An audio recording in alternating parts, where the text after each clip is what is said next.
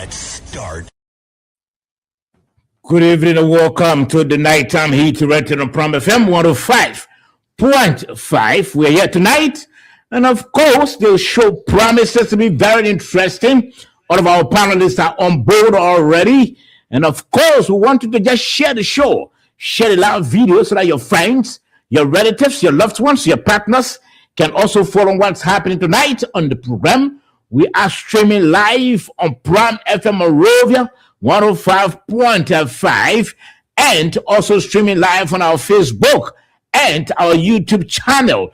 Just tap Nighttime Heat, and of course, you go to watch the show online and enjoy the show as well. Let me first bring you up to speed with what we'll be discussing tonight. Just four major topics, and so let me just acquaint you. I'm sure you're quite aware that the former Vice President, Joe Howard Taylor, was today sent to Central Prison.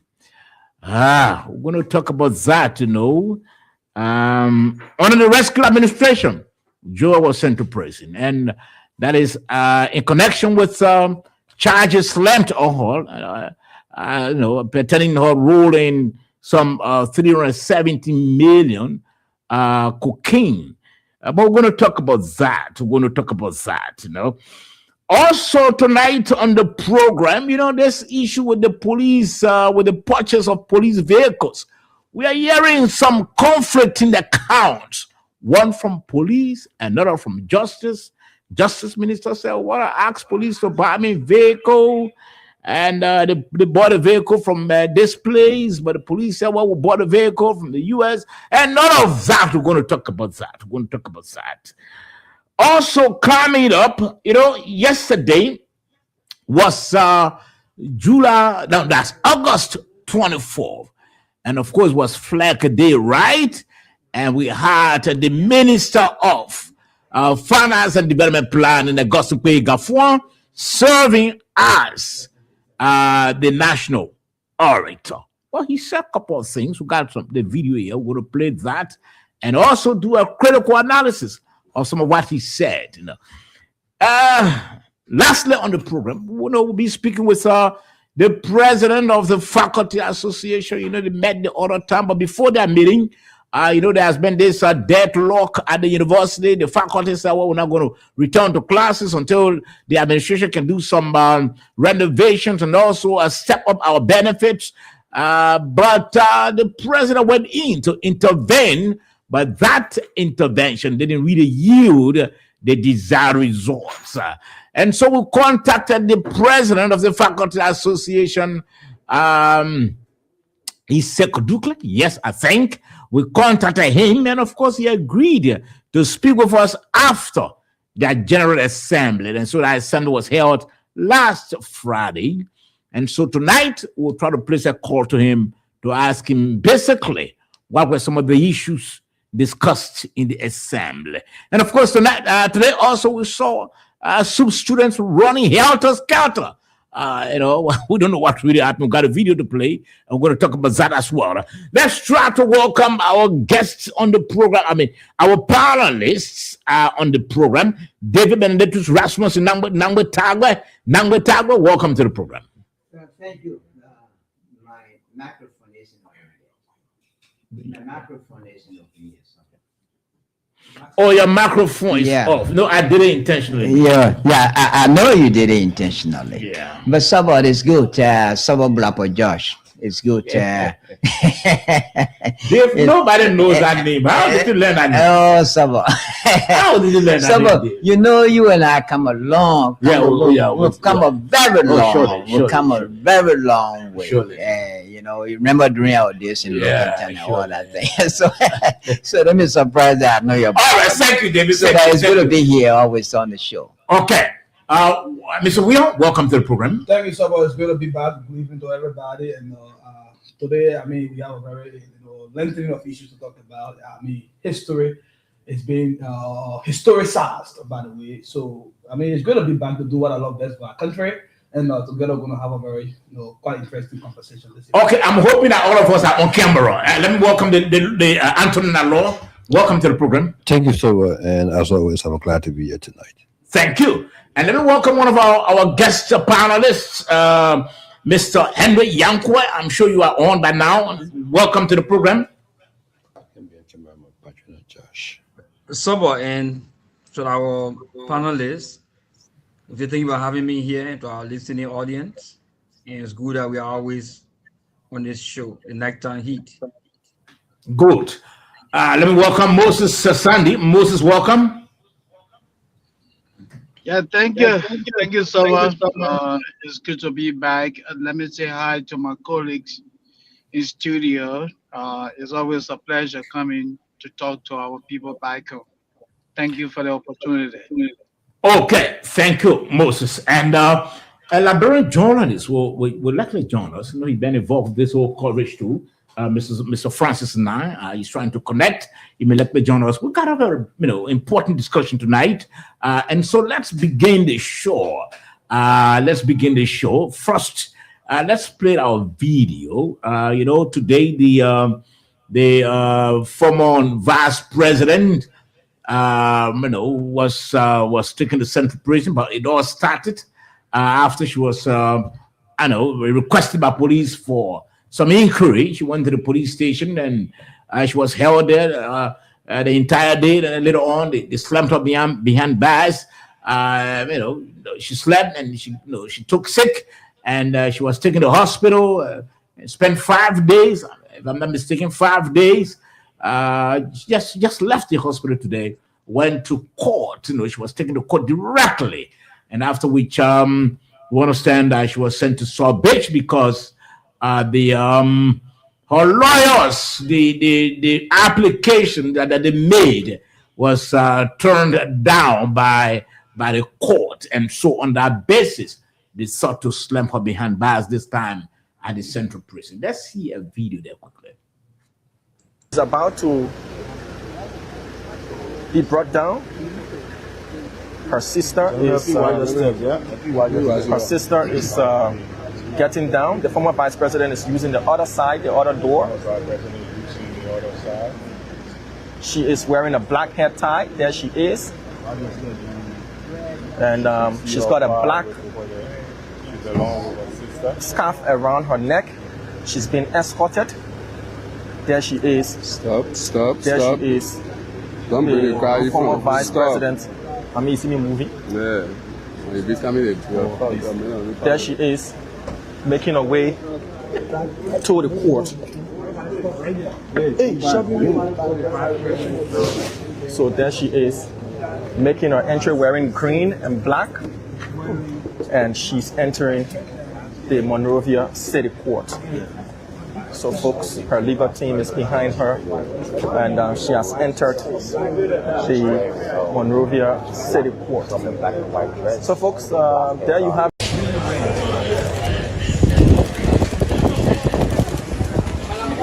where you heading to? Valentino, where you heading to? Valentino, where you heading to?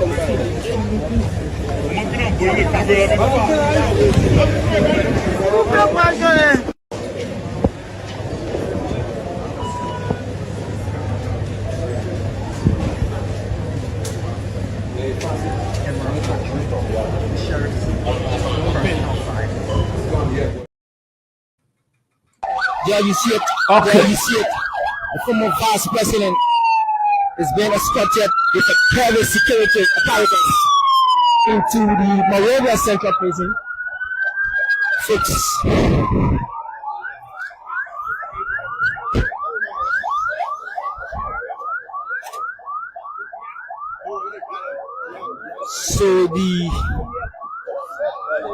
So that's it on your screen, folks. So she has been sent to prison. So, gentlemen, let's hear from the lawyer. Let's hear from the lawyer quickly. Our lawyer. To confer with our client to enable us to appropriately act. I'm completely frustrated. What is the next move of the legal team? I needed to consult with our client so that we tell the team our next action. Right now, I'm frustrated. I'm going to the rest of my team so that we evolve the next action. So what action? Well, once we have so I've gotten the time to speak with the rest of the team, and just the Janet who leads the team, we are going to take the appropriate action. At the court, I want to ask a question. So can I was the judgment fair enough? At the court, your 15 minutes was given. You were asking that she should be sent home for medical activity, and the prosecutor said she's already okay, so she should carry something and let her here. So I was being denied. Okay. We're being denied, and we are going to take the appropriate action once we should have conferred with Justice Janet and the rest of the team. How long do you expect her to be here, sir? Well, we are being denied. So that's a breaking news. All right, so gentlemen, that's the situation.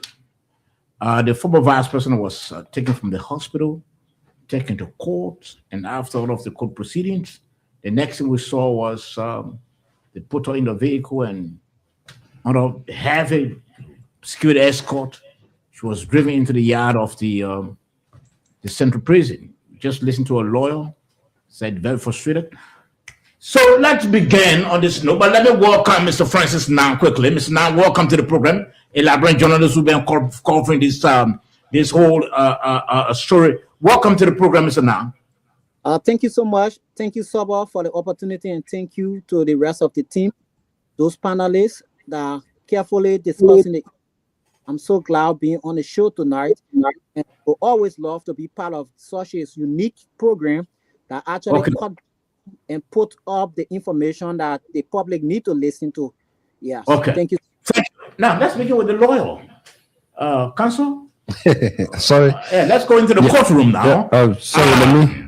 Yes.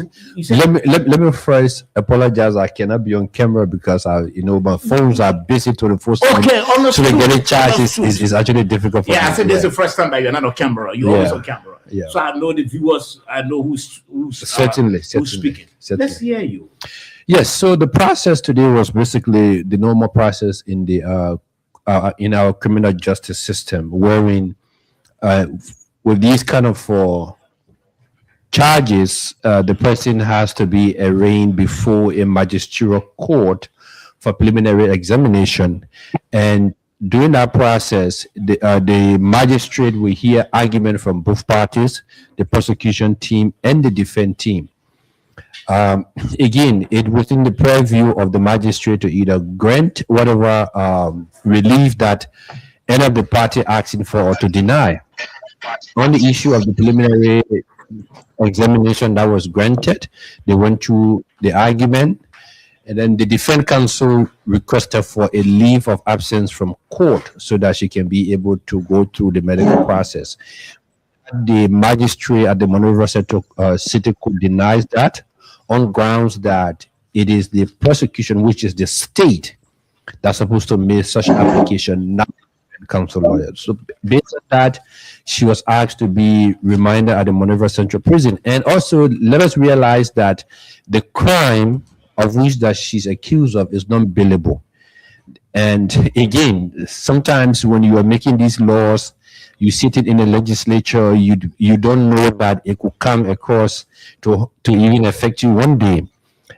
This is why people always say when you go to the Temple of Justice, you see the justice is blindfolded. Basically, she doesn't look at the class, your connections, your worth or so. She seeks the facts, she seeks justice. So therefore, once you come before the law, everybody is equal. So let me ask you a question. Yeah. Doesn't the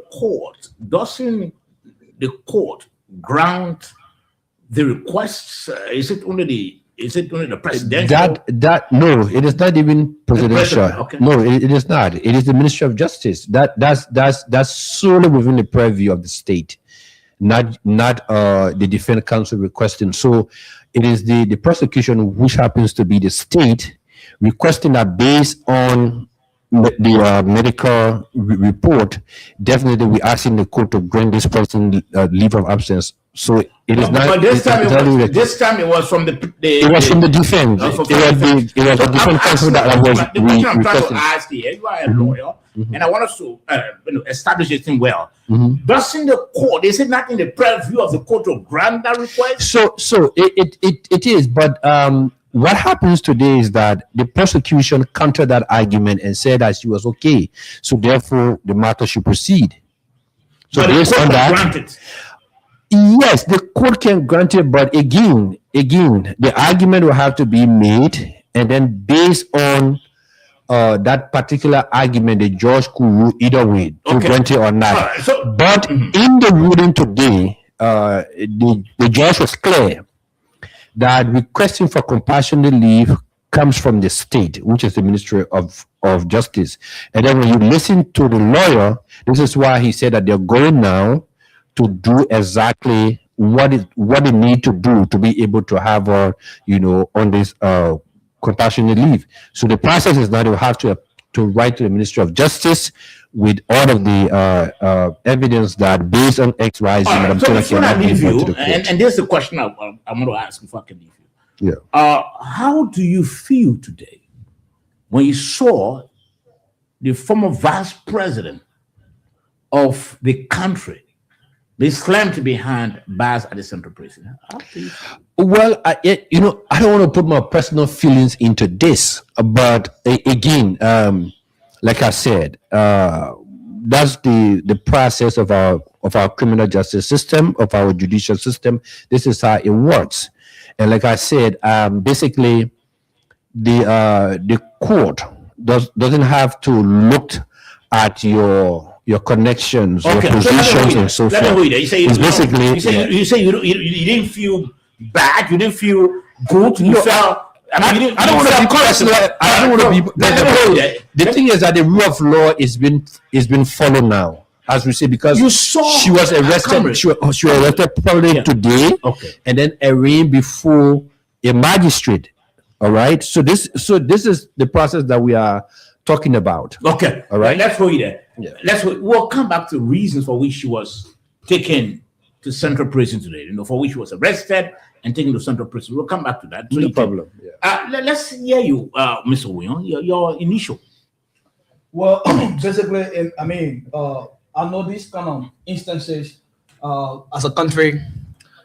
Am I on now? Yeah, you're on. So basically, these kinds of instances as a country, it makes our judicial system vibrant, except wherein lawyers are technically being denied access of talking with a client. You listen to the interview of one of her lawyers, Councillor Finekanga, that they are feeling very frustrated and frustrated on ground that they were denied access of speaking with their client. And I think on our law, lawyers to clients are people who should not be prohibited speaking to their client at any given point in time.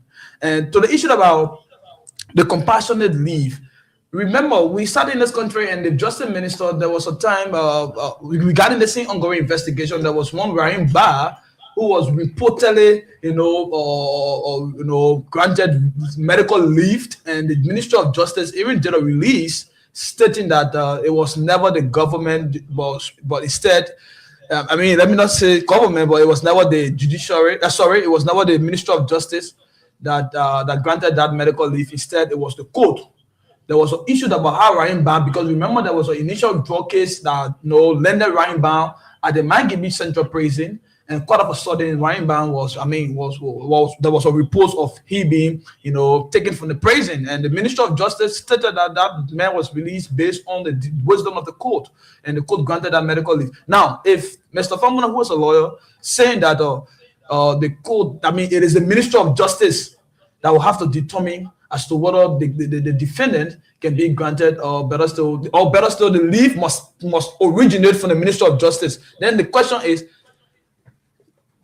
to what point in time will the Minister of Justice, basically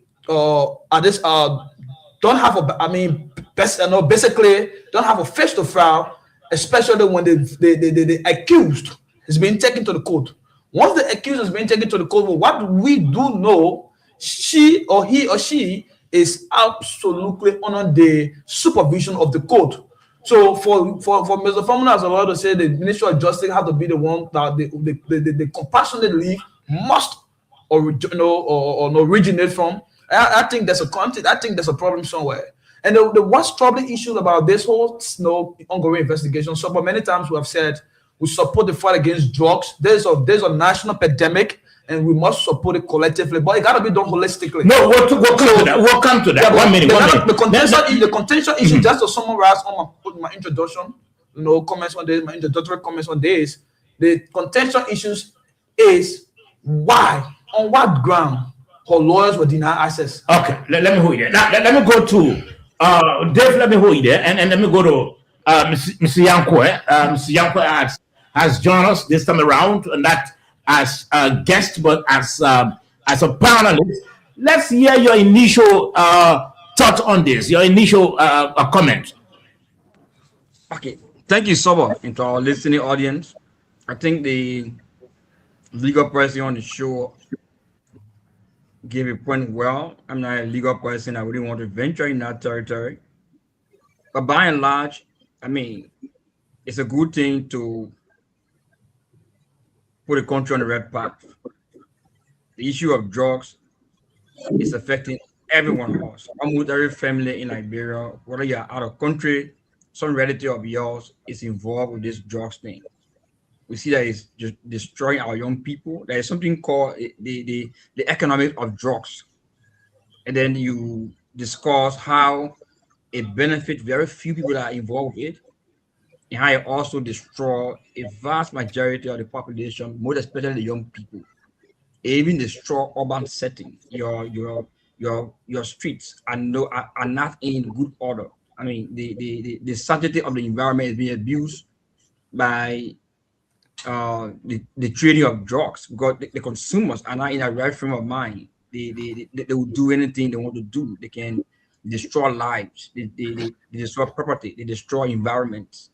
Their future has been destroyed. Our young people that are consuming drugs that are on the street today are people who should be medical doctors, should be teachers, they should be people who doing construction work for us tomorrow. So I think we need to put our feet down, and what I would say to the general population, I mean, if you are traveling, to even travel with a spray, a perfume in your bag is difficult. So to have huge quantity of drugs coming into your country, there will have to be serious stakeholders in your country involved with that type of transactions.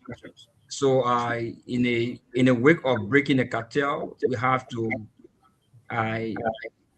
have that mind that we see some of our loved ones and relatives maybe that are involved going to raising. I'm okay. One person who have soft spot for the former vice president, though I may not support her politically, but I will admire her intellectual positions and what have you. But we have to see ourselves get out of this by saying people who are accused. Every one of us allow the justice system to work in this case. Okay, let me hold you there. Let me hold you there to allow the justice system to work in this case. We'll look at whether it's working in totality, whether there's no cherry picking, whether there's no biasness. We'll look at that. You struck a very strong point. But let me go to Mr. Moses Sandy quickly. Moses, your initial comment.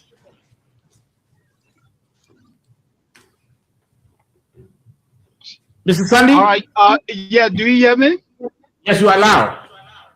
Yeah, look, so boy, today, as a journalist and a mental health specialist, when I saw Joel,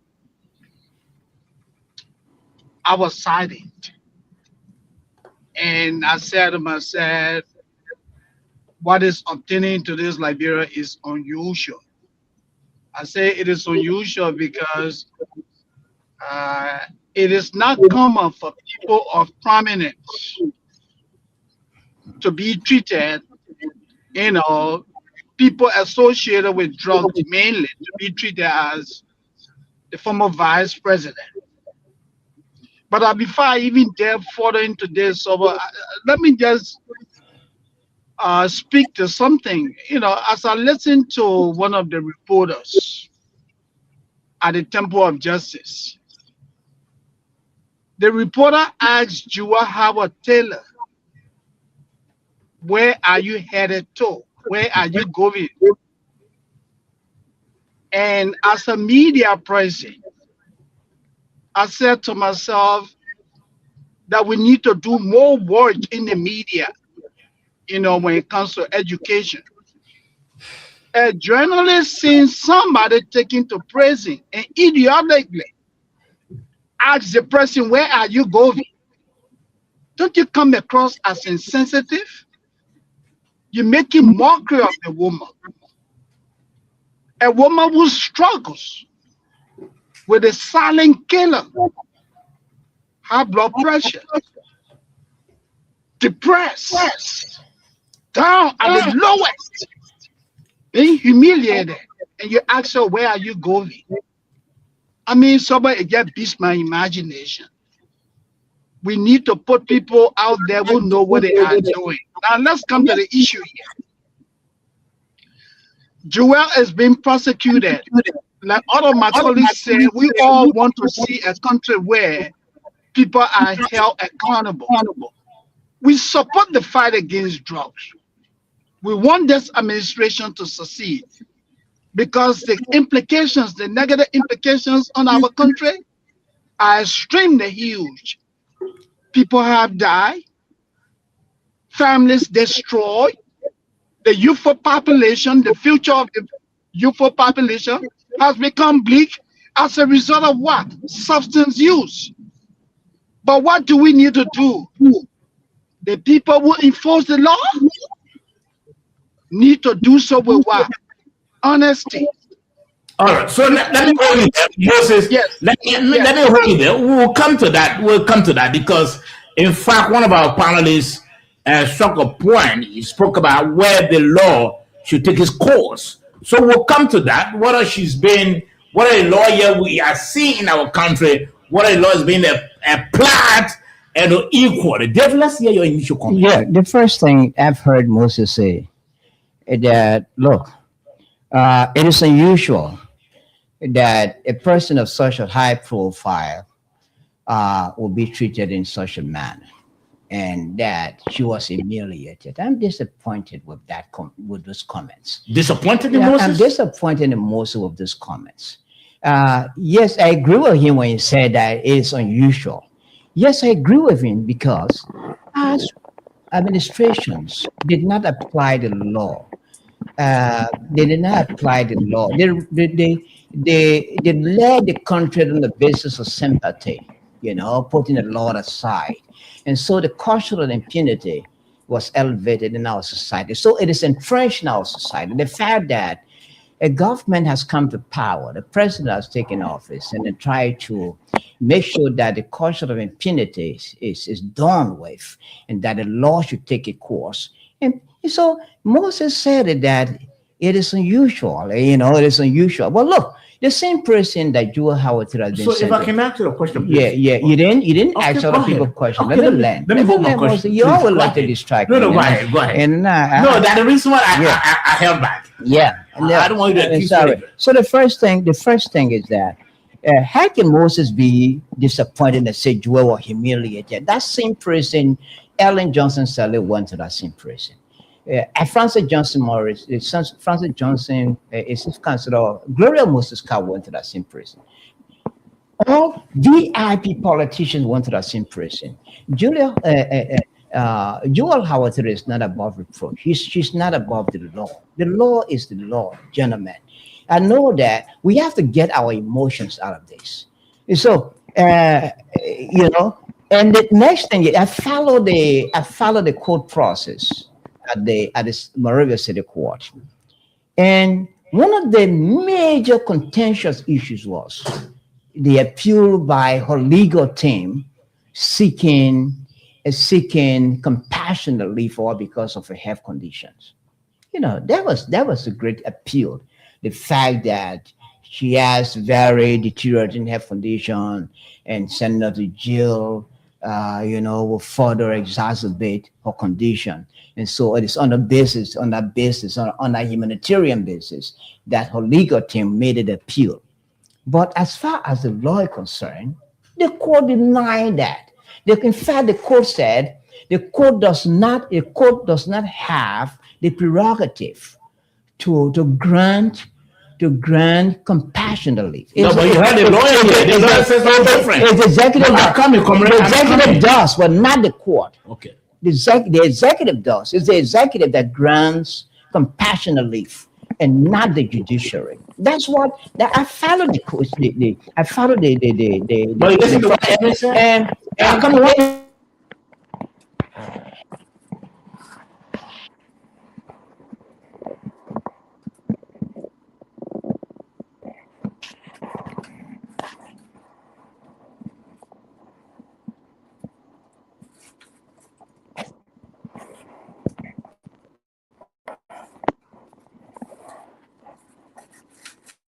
With multiple allegations of which it was slapped with multiple charges, and the charge that is taken to court is the issue of drug trafficking, and that is not billable. Right, so on our law. So the fact that it's not available and not billable, they have taken it to court. Let me go to Mr. Pascal Davis quickly. Pascal, let's hear your initial comment on this. Okay, he's off. Mr. Now, Francis is all right. Let's hear your initial comment. You've been writing and following this whole case.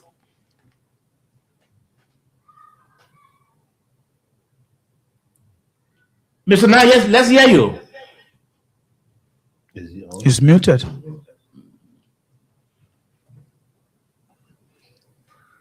Okay, so you're listening to the Nighttime Heat, rented on Prom FM. Kindly share the live video so that your friends, your relatives, your loved ones, your partners can also follow what's happening tonight on the program. He's on now. Mr. Now, let's hear you. It seems he's kind of muted. Yeah, it seems he has a little problem with it. But gentlemen, let's try to establish. Yes, we listen to two of the panelists, like David Talbot and Mr. Yankwa, that the law should take its course. Now, we all been following this case, and I want us to be as frank and open as we can. And I'm going to begin with you, the lawyer. Before then, we heard about Biago after Martin Corley released a couple of evidence. And Biago was, according to Martin, linked. As a result, the president set up an investigation for 24 hours, right? Mm-hmm. After which, I think today Biago is a history now. Mm. Also, we've been hearing about a couple of other individuals, like Boladin, right? Mm-hmm. Who understands that, I was given $10,000. And let's hear you. What we heard today and saw, again, Martin has posted that Joel was connected to Bashir, who understand, and received gifts as well.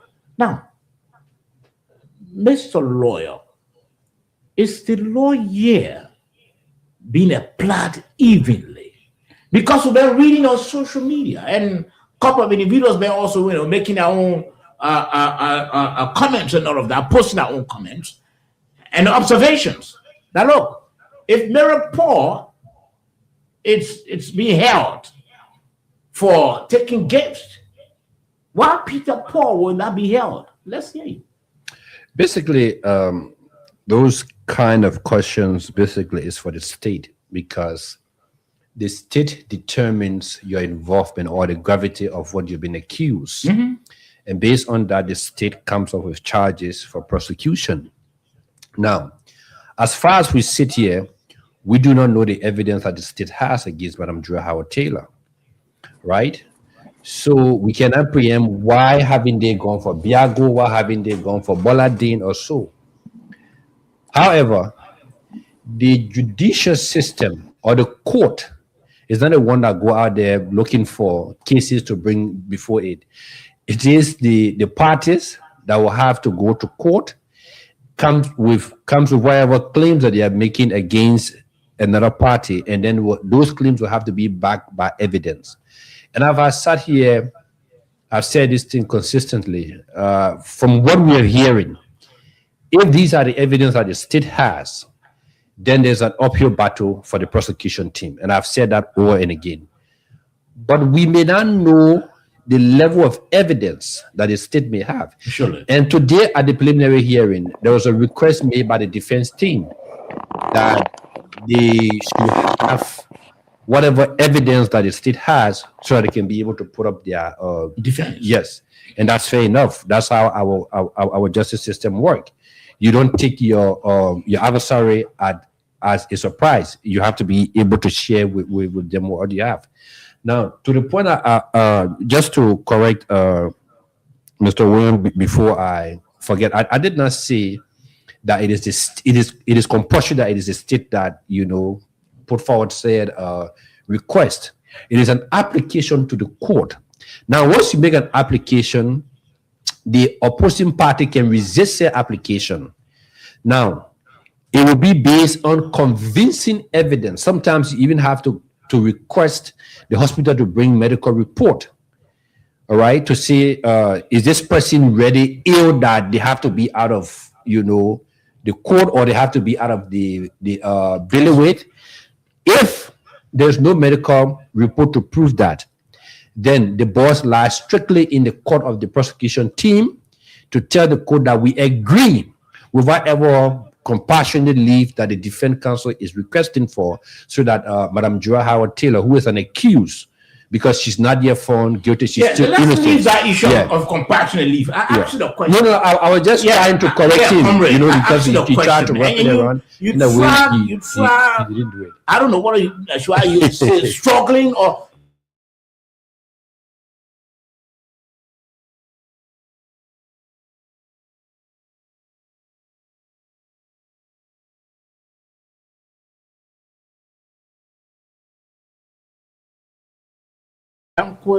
Dave all said, well, the law has to be. The law has to take its course. The law has to take its course. Yeah. The law has to be the law. Mm-hmm. But what if following the case? Mm-hmm. And we saw, read and seen actions or heard about actions taken. Mm-hmm. Today, because of gift, where is Biago now? Biago is out. Isn't that because of the gift? Mm-hmm. It is because of the gift. Mm-hmm. Because if Martin and I posted, we would have known whether Biago received a vehicle or not. Mm-hmm. Also, we heard about somebody took $10,000. Yeah. Mm-hmm. And they are not at Central Prison. Mm-hmm. Joa is there, along with the same gift we're hearing about. Mm-hmm. I'm asking, comrade. And I answered that question. Is the law being applied equally? You are a law.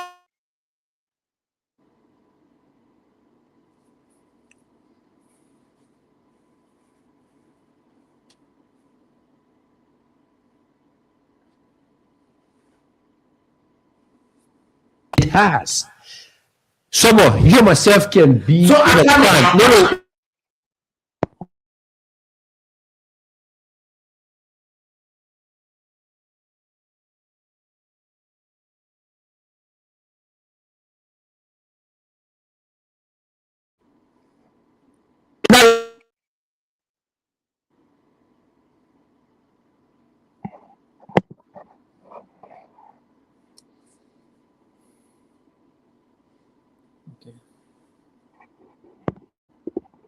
Within 48 hours, the president announced an investigation, right? Mm-hmm. After the investigation, the president appointed another person. So he was removed. He was removed. Now, so what you want to Chief, is he still there? Chief.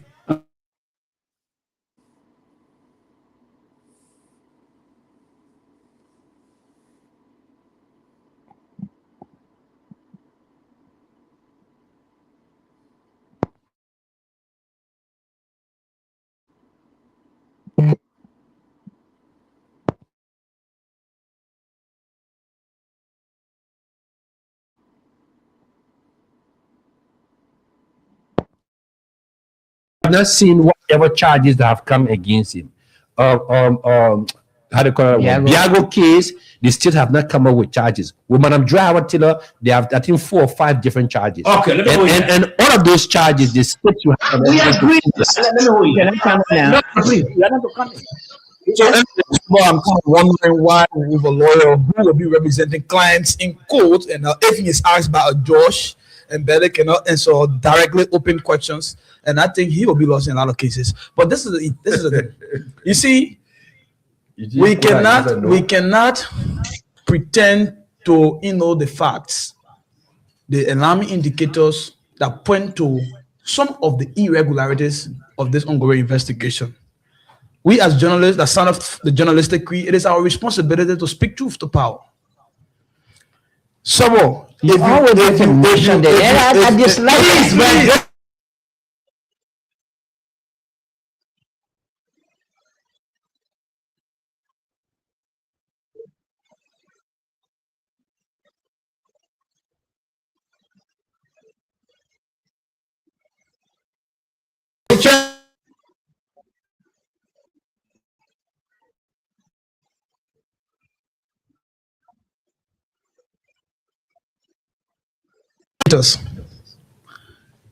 the case of Johnny Bolade, who openly admitted of receiving 10,000 as bribe, and bribery is a criminal offense, not a civil matter.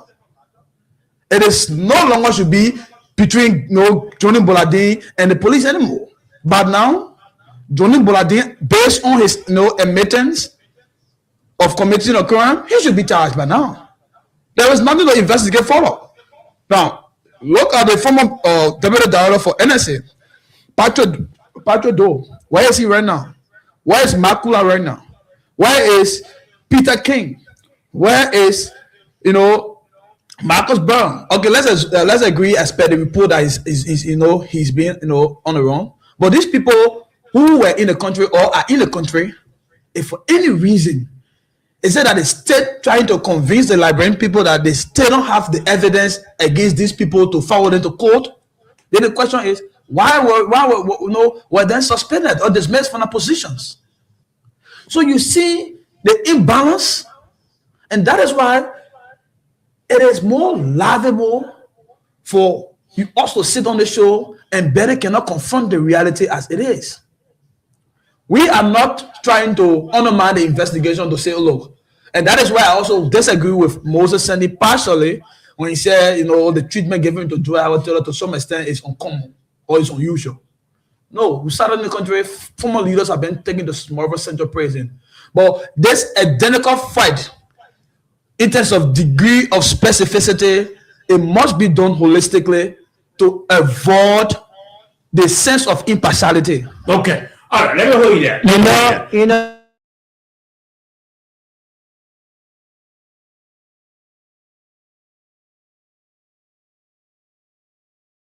I'm used to your accusation. Moses, let's hear your thought on this. Look, that is interesting. Look, you are low.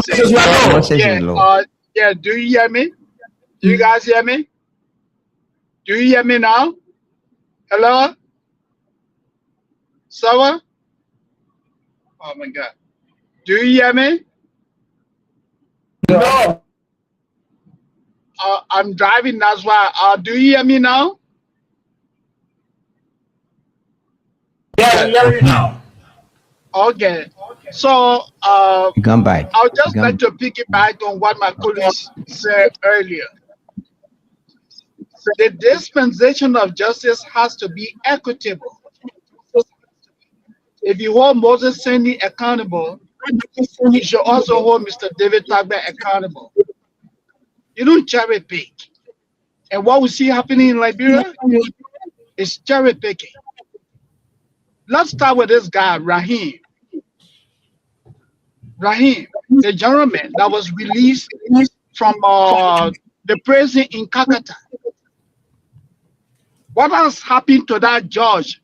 What action has the Justice Ministry taken against that judge that released that man that fled the country?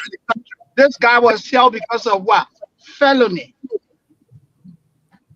His girlfriend went with his sister with a note to the court they release him. That's Liberia. What happened to Patrick Dog? From the NSA, the deputy, the man's walking around Monrovia. President Baga dismissed Patrick Dog because he was accused of being what? One of the guys who facilitated the transportation of cocaine in our country. The 317 million naira cocaine we're talking about. Patrick reportedly played a significant role in that. Patrick is walking the streets of Monrovia. The other gentleman will receive 10,000 US dollars to get preferential treatment to a cartel. That man is walking the streets of Monrovia. You said Joelle Howard Taylor, she received bribes, allegedly. But you got these people walking the streets, though. The Minister of Justice, the Director of Police cannot tell Liberians. No, we'll get to that. We'll get to that. We got they cannot tell Liberians where they got the money from to purchase those vehicles. I mean, come on, man. Okay, let's go there. Let's go there, Moses. Yes. Let's go there. And let's go there. Let's hear your position on this, Mr. Yankwa, quickly. We are. I think you follow the discussion and you the trend of the discussion, the line of the discussion. Let's hear your thoughts. Well, someone like I said earlier on, when it comes to some of these legal issues, I don't like to venture in it too much, especially when matters are in court. I'm coming, comrade. Chief. I'm coming. It's not about legal issue. The question is, and you made, you and David Tabwe made a statement that the law should take its course. So we asking now, we're trying to figure out whether since the investigation, the law has been taking its course equally. And there are cases being cited as well. So what are your thoughts on that? So the issue, I think there are different layers of this drugs fight. And we may not have some of the details in the public, and the security apparatus may not be in a position to give us those details because it may undermine the entire investigation process. So how they are getting that information, we're not in a security corridor to know that. And they know very well how the information are being gathered and to what extent things are being happening in our country.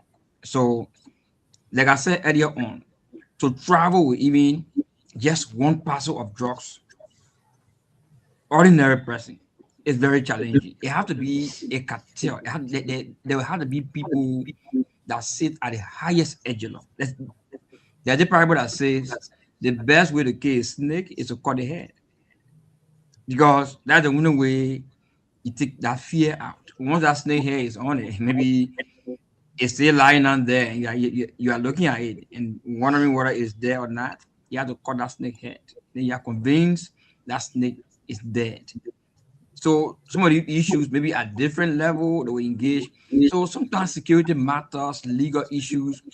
We need to remove our personal feelings, our political feelings, our tribal feelings, and allow these things to happen, irrespective of how it pains us. I mean, the former vice president is a human being like anybody. Anybody will try to see her going through a situation and feel for her as a living human being. But we have to close our eyes on that. That is the judiciary system we have, and allow that process to go through. At the end of the day, we'll come up with a situation. This process may take maybe longer time to get concluded, but we need to allow it to go on. Investigation. Yes, so So let me just provide information here. Let me see. Okay, thank you, Mr. Yankwa. Yeah, you can come in, Moses. Okay, look, Mr. Yankwa, everything here we're discussing is not based on emotion. It is evidence based. You live in Liberia. You live in Liberia. You know it better than I do. I'm speaking from the far. You live there. Everything we're talking about here is evidence-based. It's not emotion. Don't you see Patrick Joe walking the streets? Don't you see, is this guy, is he not on the wrong? Rahim Ba? And you say emotion? Eh? Is Biago not in Monrovia? Did he not receive gift? The man's in Liberia. Okay. We can give you a litany of cases. My brother, this is evidence-based. Thank you. Let's go there. Yeah, Dave, you can come in. You know, I doubt it. I absolutely doubt it that the government that is determined or appears to be unwavering in terms of the fight against, you know, drug trafficking, you know, will, you know, carry on a selective justice. I heard Famula say that it depends on the gravity of the case, of your case. I'm not a lawyer, I'm a journalist. So don't expect me. But look at you mentioned the issue of Biago. Biago wasn't replaced because you're found guilty of receiving. Biago only stepped aside on the basis of the allegations brought against him. And I mean, that happens. People have always made reference to the Western world, that when officials or VIPs in the Western world are accused of committing a crime, whether they committed it or not, they step aside. And Biago exhibited that by stepping aside. The fact that you have accused me of committing the crimes, of having a connection with the drug traffickers, I'm stepping aside so that those who accuse me can provide the evidence or pieces of evidence that have against me. So you expect a government to grab such a person and send to the central prison that is in the case of Joel Howard Taylor? Is that what you're talking about? And they talk about you are misrepresenting the truth. Biago did not step aside, he was removed.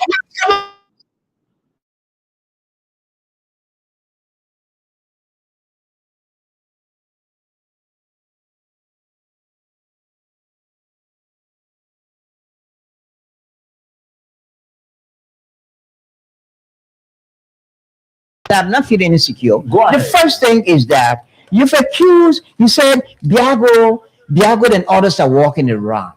You haven't even investigated or asked the relevant or the people responsible. You haven't even gone beyond that to ask them. Yes, William sitting by me, he said he's an investigative reporter. He hasn't followed up these things to ask the appropriate person the questions as to what's happening. He says on the radio and insinuating that the government is practicing selective justice. Some people are running around and some people are being sent to the central prison. The government doesn't go around, the court does not go around just throwing people into prison without any pieces of evidence. Or no one has adduced any evidence against Biago. Biago's resignation or stepping aside doesn't mean that he's guilty of any crime. That anyone has provided any convincing evidence. Okay, let's wait there. Let's wait and let's see what we can get to Mr. Francis Nang. Mr. Nang was to come on earlier, but then his internet been giving him problems. Mr. Nang, can you come on now? Mr. Nang. I guess Nang is in Backleyville. That's why he's not here. Okay. You know, it is very, very appalling to see, or better still, hear from David Tagwe, sometimes the way he speaks. And let me just talk about, apparently people may have their own different definition of emotions. While we talk on this radio, it is nothing about us attaching our emotions. You know, are we insinuating? But these are glaring indicators that you do not need a magician or a rocket scientist to tell you that indeed this ongoing investigation has some leaps. Now, if as per a normal practice on our criminal justice system, if a crime is committed and you have somebody who is who has come up openly, confirmed that indeed he committed the crime. Then you, they were saying that no, he should still go for investigation. Having the man told you that he has committed a crime, and that is to say he should go answer. So as an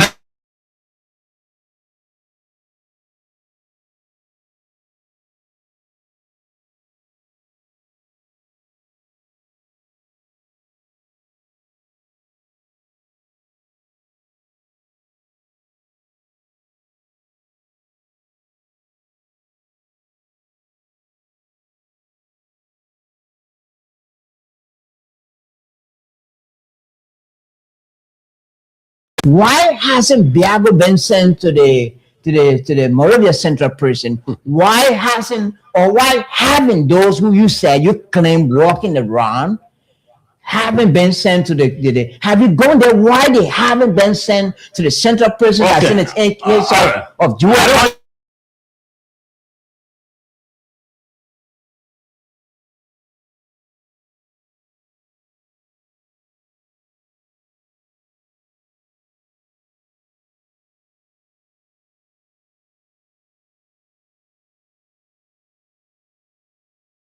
Some of these things are happening in the social media. But someone you confirm on our show. In fact, the question when I asked the Inspector General at the Ministry of Information, being how investigative I am, I asked the IG as per the status of what's the name, Johnny Boladin, and what was the response? Johnny Boladin has completed the professional standard division has completed their investigation with Johnny Boladin, and he's being forwarded to the crime service division of the LNP for additional investigation. Is that not? I mean, what is that? Somebody has admitted of committing a crime, and then you say it to professional standard for investigation. To investigate what? That investigation has been concluded. You take it and send it to another crime service division of the same LNP to conduct the investigation. So what exactly are they investigating? So you can see the discrepancy. And when we come to say, people say we're talking about emotions. What would be that own definition of emotions? That when you speak out the truth, then that is being emotionally, charged or being emotionally attached to the current reality that confronting our country. Let me go there and go to Mr. Yankwa. Now, I think you listen to Mr. William. And you made the issue of you spoke about the issue of emotions that we should begin taking away their emotions from the legal things. Let me ask you: is it emotional when one tries to inquire as to why individuals who were initially mentioned, the Biago and Boladin and the rest of them, why are they not in prison up to present? And is it the sort of emotion that you were talking about, Mr. Yankwa? So, into our listening audience again. You are low. Am I okay now? Am I okay now? Yeah, go ahead. Okay, so is it okay now? Yes, go ahead. You are loud. So I just said this again that we need to allow the security apparatus. Now, one thing you want to know, it is not just Liberians that are investigating these matters. We have international partners here that are also working along with our own system to ensure they have the investigation done. There are people who may have received bribe because people brought drugs in a country, the harmful substances, and somebody removed from a position while they are undergoing investigations. And the most appropriate time, they'll be incarcerated. So we don't want to have, in Liberia, everybody is a lawyer, everybody is a security investigator, everybody is we are economists, and we wouldn't want to allow people who are experts in a particular jurisdiction to allow their work to be done. Moses just spoke of some issue with a journalist who are asking a question that was completely out of order. I wouldn't want to go deport into journalism or going to other areas. We need to specialize in just focus on that. That's the reason why sometimes some of us we don't want to venture into other areas that we think other people have the expertise. And good for us, government knowing the environment, invite the international partners to show that we want to be fair with it. We want to remove some bias from this process. Because even if we are fair as a government, the tense political environment we are in, we will still argue on other issues. So I believe matters being investigated, they are in court. Speaking to it even much more, you even provide some escape route from some who being inductees. So you are speaking more to the issue. You're giving them more edge to be able to even hire themselves or leave from the country. Okay. So All sometimes right. it's just allow people to work. Okay, thank you.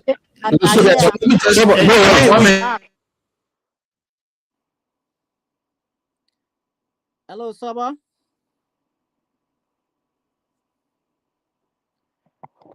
Oh, the internet is bad. We have to be very careful. You see, I sat on the same platform and condemned the way in which the government handled the case from day one to where we are today. And I said, in many instances, Madam Howard's right was violated because at that point in time, she was just a person of interest. She has not been served any precept from the court. All right. And what we're looking for, it is the legal process that is not being followed today. The president of Liberia has the right at any given point in time to dismiss anybody from his government at will. He doesn't have to explain to anybody. In fact, you don't have to do anything.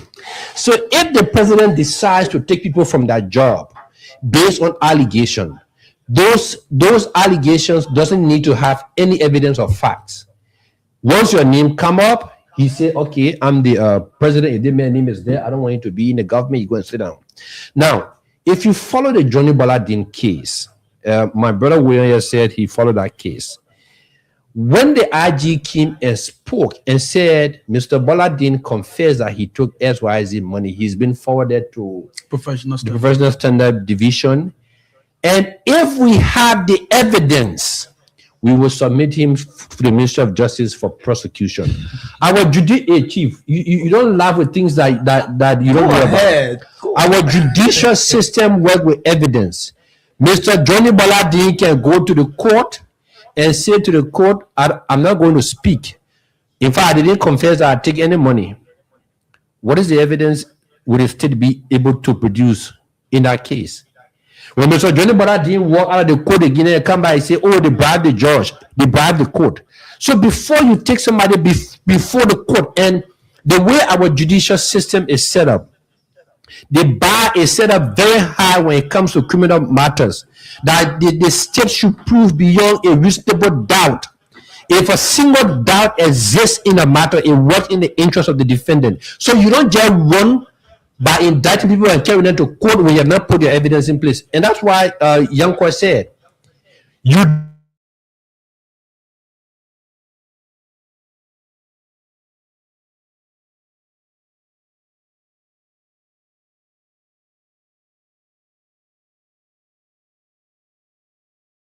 have against Madam Jua Howard Taylor.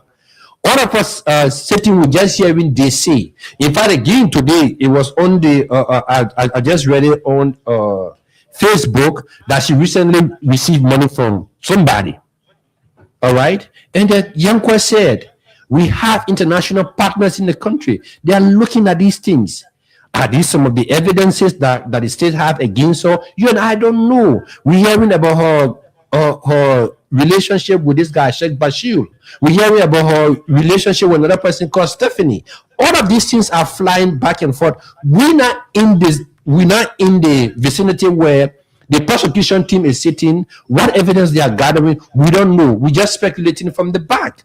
So let's wait and see. Now, if the prosecution team come out and have sufficient evidence on Raimba, on Johnny Bolladin and others, and they refuse to take that evidence to court to have these guys incarcerated and prosecuted,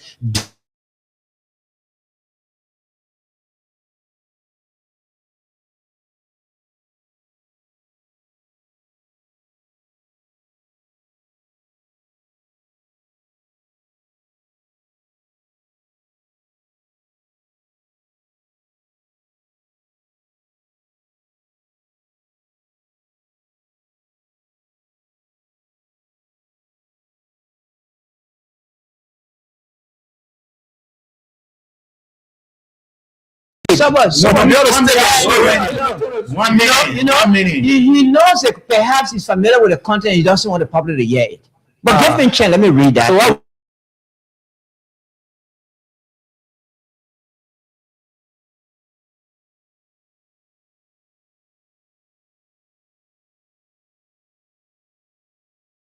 Get the SVP into trouble.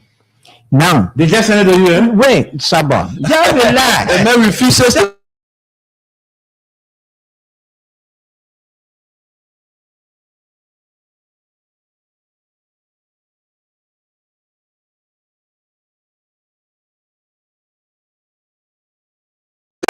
You assuming that.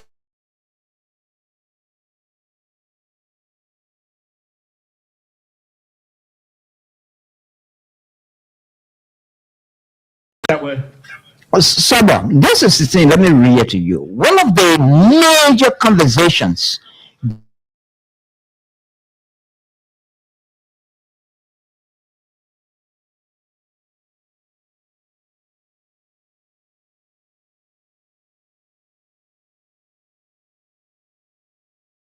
other people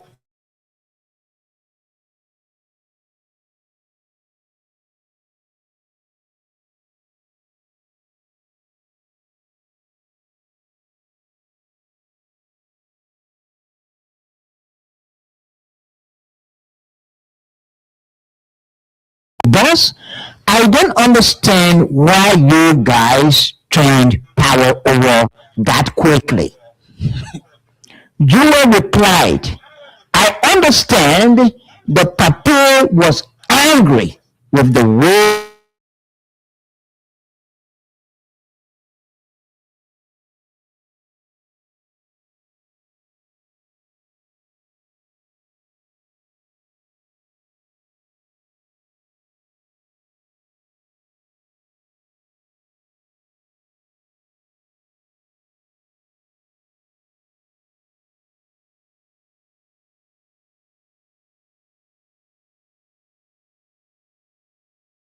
was angry with the way our people behaved. Bashiru then asked, why didn't you people stop him? The him applies to Joshua. You understand? Go ahead.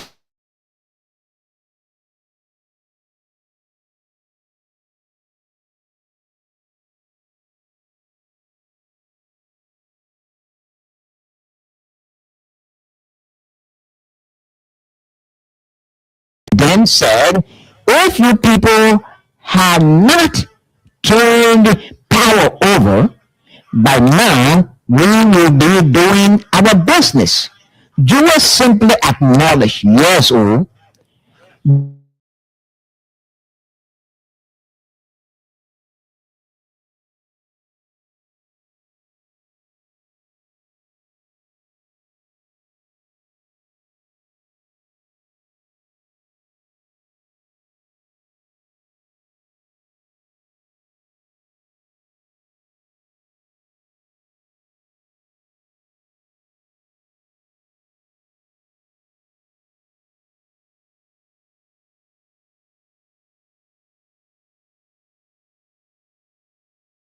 This is the alleged or purported conversation. What's the source of this? Julie, I said Charles Bull. Okay. Charles Bull. This is the purported or alleged conversation Jewel had with Bashiru Kante and other members of the cartel. Okay. So this is not independently confirmed. Okay. But this is, all right, I believe, to be.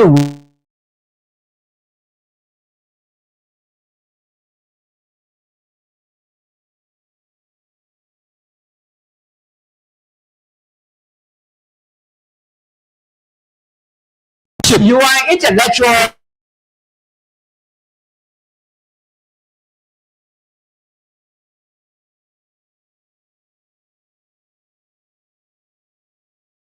Look, you cannot, and this is even unfair to our listening audience, Sabo. We cannot be on the show as panelists. We go about looking for that.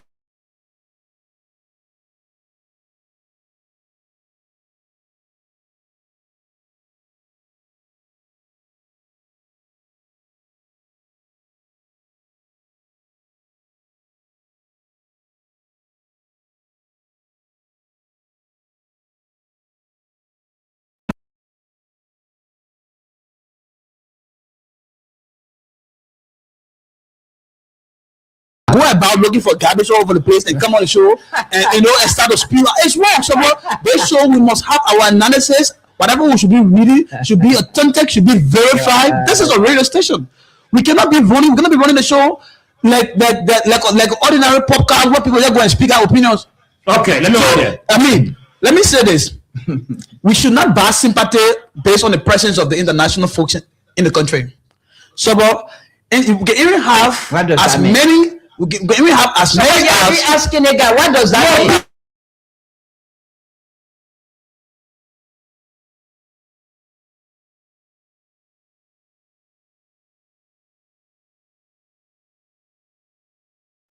Program into a shouting match. No. Go ahead. Come on.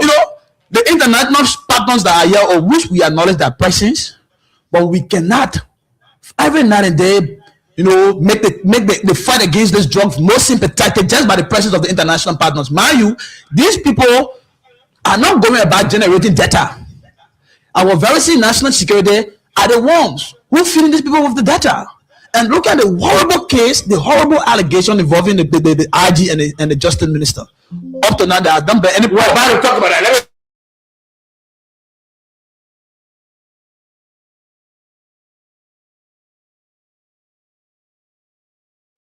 I think the internet been giving problem today. Yeah, that's why. By the way, it's good to be back.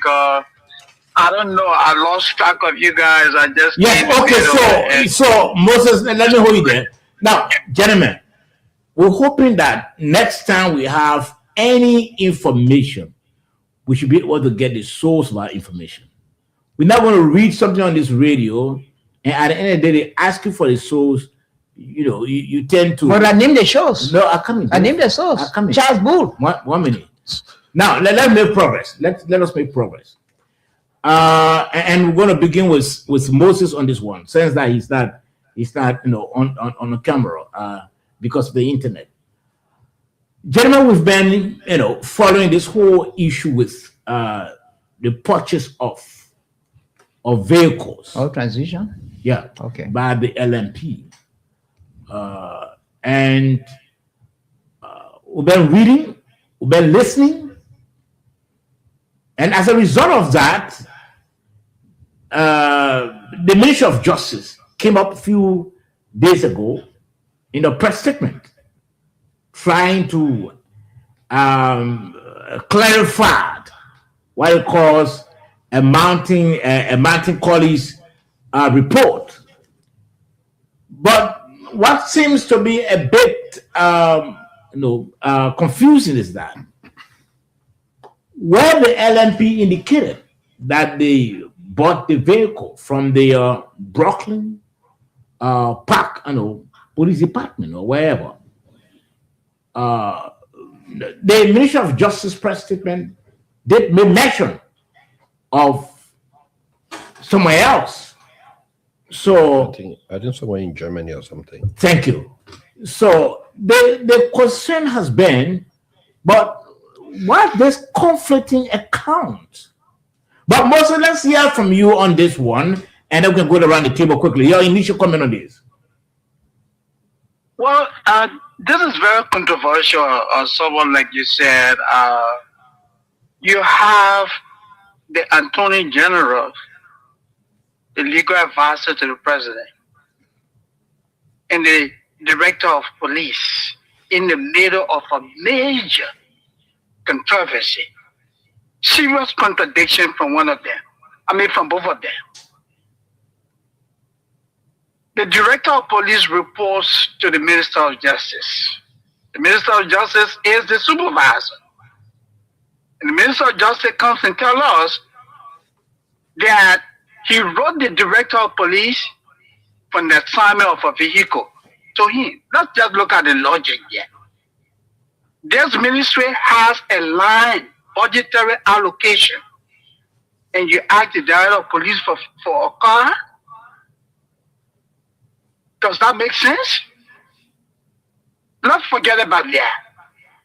All this controversy comes as a result of Mountain Collins raising the alarm that look, the police made purchases with, the purchases of vehicle, and that money was allegedly obtained from cartels. The police says no. Our transaction was legal. We didn't use drug money. But the same police has not been able to tell the people of Liberia where that money came from. They have not been able to display that public record, the budgetary allocation, where the money was taken from. They have not been able to do that. But they come to tell you that they made purchases of vehicles in Minnesota, and they refer to what? Guardian Fleet, a company that sells what? Vehicles for security agencies in the United States. You see that where they made the purchases from. So the Minister of Justice comes and says, look, the vehicle I drive, this vehicle was purchased for a Dutch company. A serious contradiction. A serious contradiction. The Toyota Land Cruiser they're talking about, the Minister of Justice said that vehicle was purchased for a Dutch company. The police says, no, we made a purchase what? In the United States. Let's look at the numbers. The Dutch government, the Dutch company says it went into an arrangement with the police for 22 vehicles with a cost over $1.5 million. But that arrangement fell short. The police made a payment of over $400,000. As a result, the company gave the police eight pickups. 8 pickups. That's what this company is saying. Because the police failed to meet the expectation. So then what happened to the over $1 million that was used, that the police say a claim? But even with that, we have seen no loan, we have seen no budgetary allocation. The arrangement violates the fleet management policy of Liberia. Okay. The Liberian government doesn't, yes, quickly, let me wrap up on this. The Liberian government doesn't purchase used vehicles. Your policy doesn't provide for that. And before purchases are made, my brother Yanko is from the Ministry of Finance. There are expectations. You got to go through a bidding process. We have not seen those records. Okay. Don't you think it makes a lot of sense for the president to say, Gregor Kuma, I want to get to the core of this problem? All right. This is my question. Let's hold it there. Let's hold it there. And let me put this to Mr. Yanko. Mr. Yanko, what's your version of this?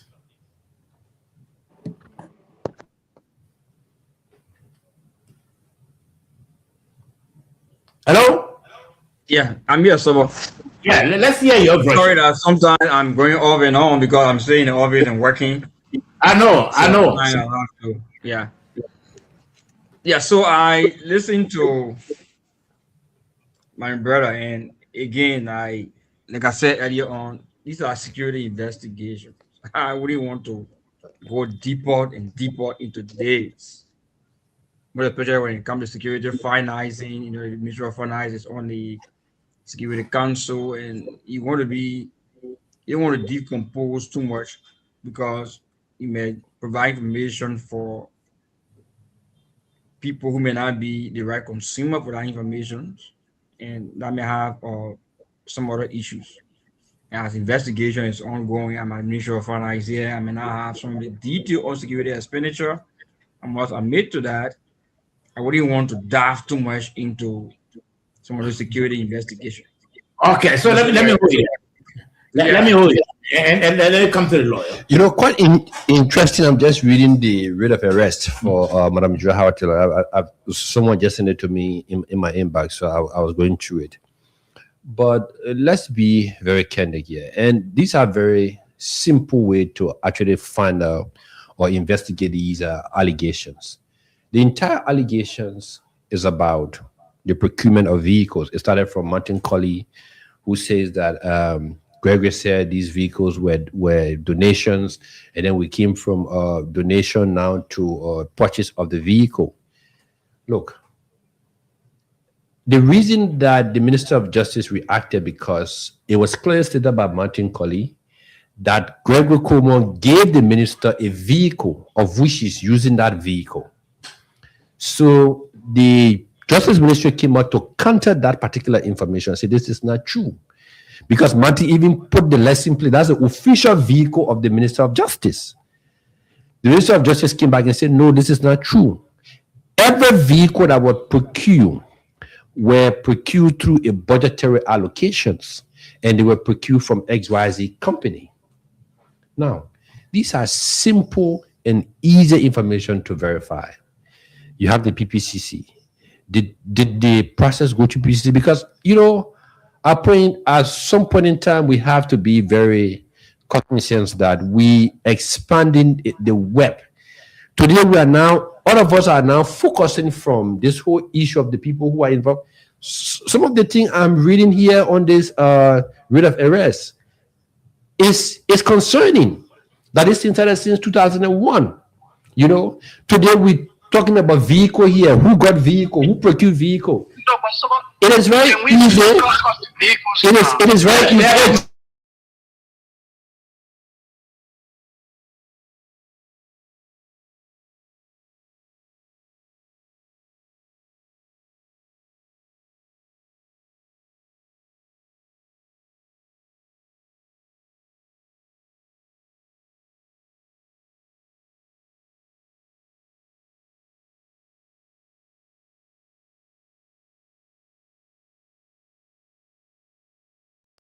It is here through the Ministry of Finance, to the central bank. So all of these records are there. So let's focus on the substantive nature of what we're fighting in this country, rather than saying, the Minister of Justice got vehicle. The Minister of Justice said, these vehicles were procured based on budgetary allocations. The vehicle were procured from this group. Whether Martin claimed that the vehicle came from under Brooklyn Park Police, the Minister of Justice is saying, and as head of the police, because the police immigration order report to the Ministry of Justice, the budget for the national police is controlled by the Ministry of Justice. Okay. So if we have doubt that whatever the Minister of Justice is saying, the only people who can disprove it or prove us wrong will be the record from the Ministry of Finance. Who did they pay the money to? All right, let's read it. Mr. William, let's hear you. So I beg you. Clarification here. Mr. Famula, I beg to differ. That's you. The Minister of Justice, when the Minister of Justice spoke, he did not say that he did not receive vehicle. He did not say that the vehicle was purchased from budgetary allocation of the Ministry of Justice. The communication is out there. It's in the public domain. Okay, so what did he say? The Ministry of Justice. So the Ministry of Justice said that the Minister of Justice requested, asked the police for an assignment of a vehicle. But do you know who controls no. Tell what's matter for Ministry of Finance is always.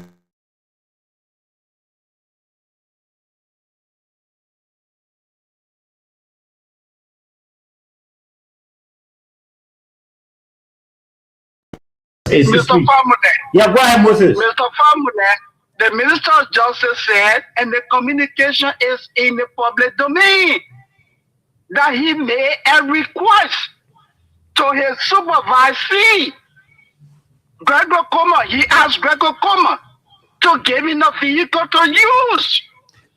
Okay. He did not say that the purchase was made by the Ministry of Justice. There's no record that speaks to that. Bossman. What you are saying is a contradiction. No, Bossman, that's not true. That's not true. The Minister of Justice, Chief. How about you guys are over there? Yeah, 1 minute.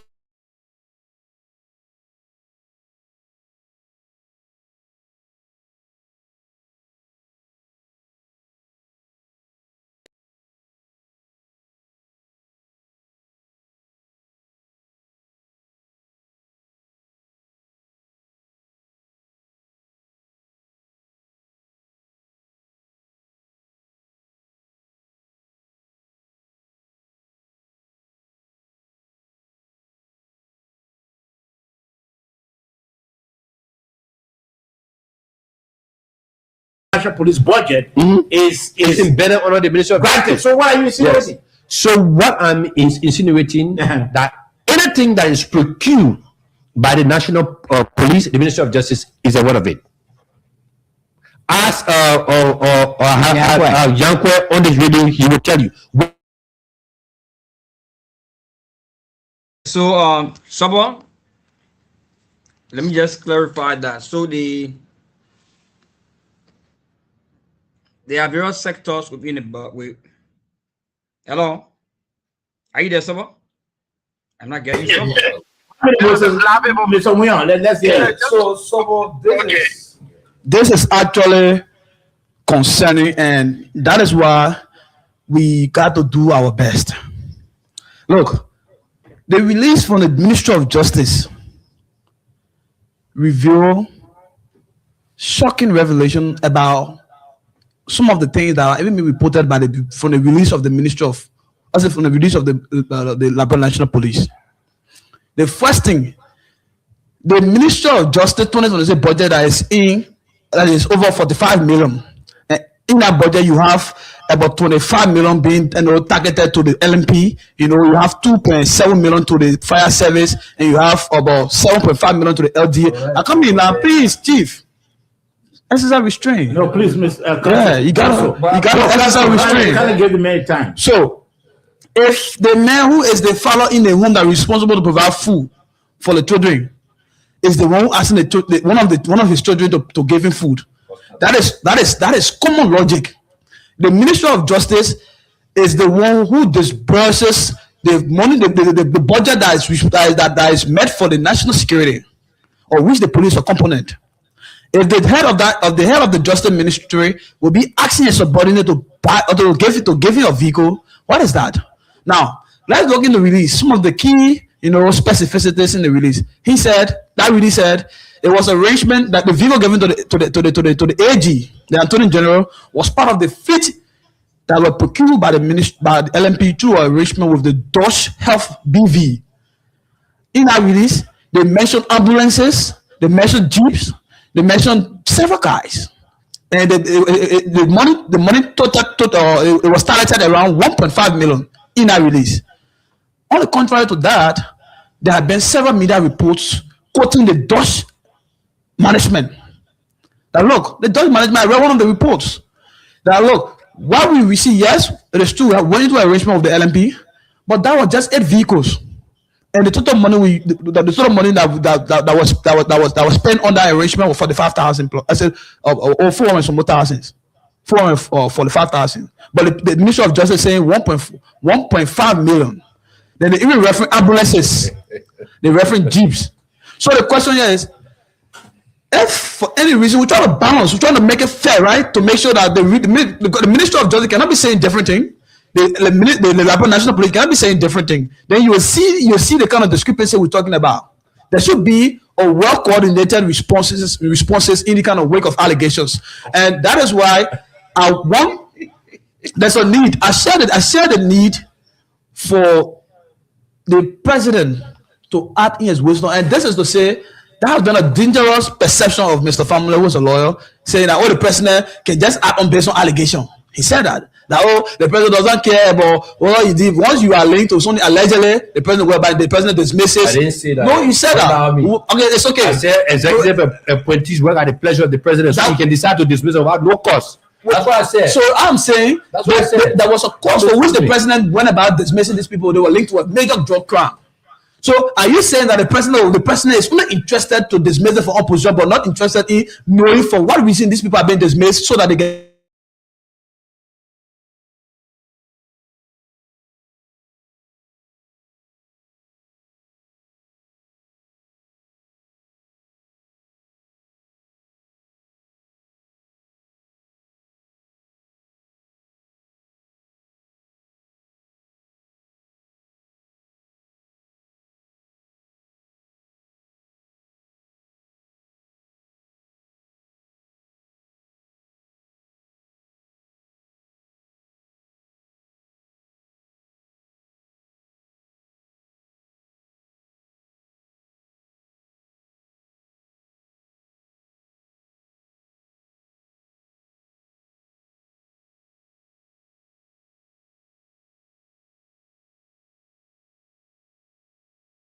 in terms of the procurement of vehicles for police or any agency of government.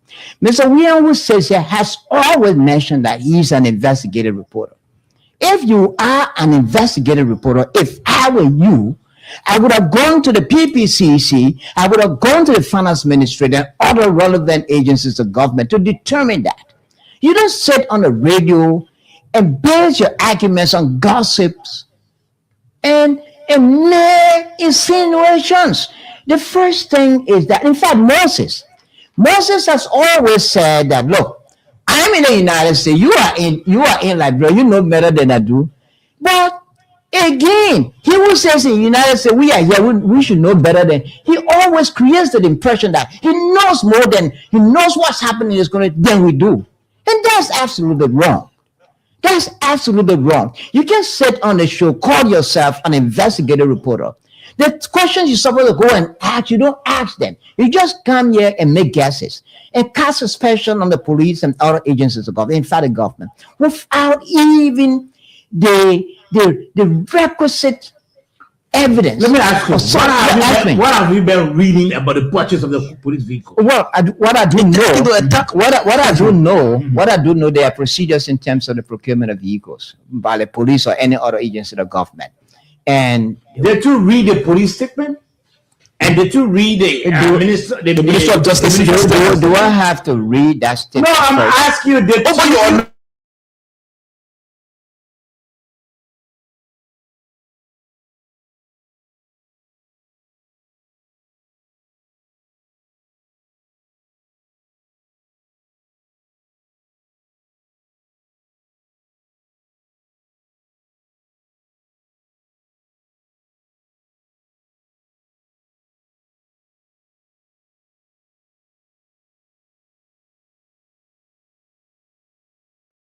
Let's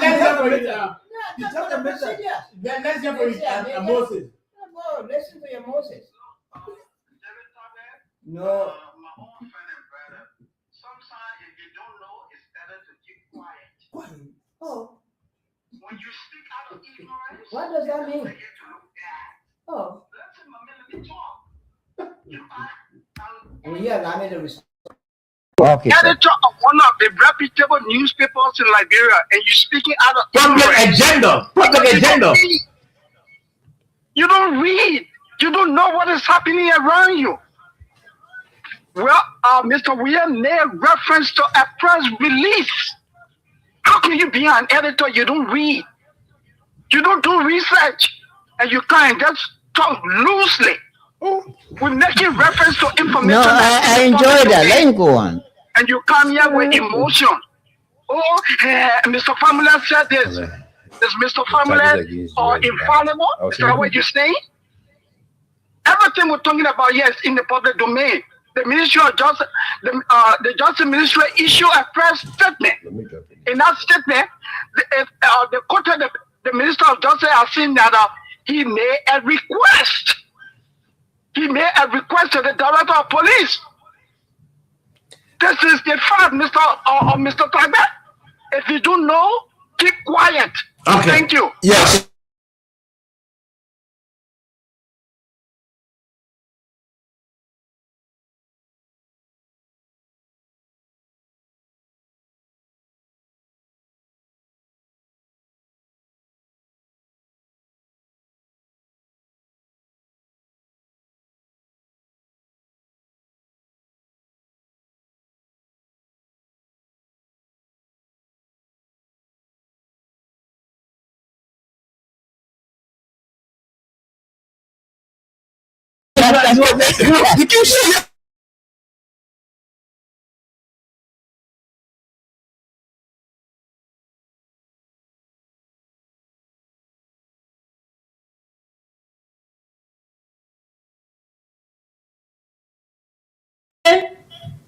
It's probably there. No, Sabah. And you run the public agenda. No, Sabah. You try to. So Sabah, this is the same David Takman who every time questions the credibility of people who are following the daily happenings in our country. David is not just being the editor of that public agenda newspaper, but he's a journalist. It is upon his ethical standing that he must follow up what is happening in the country with the national drug ongoing investigation. However the case is, like he also talked about, I know, look, Jerry, we are not proclaimed investigative journalists, we are acclaimed. We were schooled, we were certified by Internews. So we don't come on the show for no giving ourselves accolades or whatever. But it is important to state for the record that we have been contributing to the drug investigation more than you do. Now, even if for any reason the government or the state or the Ministry of Justice in particular is being accused of a crime or for allegedly taking a bribe from a cartel, whatever the case, don't you think it is the responsibility of the Ministry of Justice to provide the supporting documents to exonerate herself? Then you're saying that the people who making the allegations should go to PPCC to go to other places. So what more about you who have been accused? When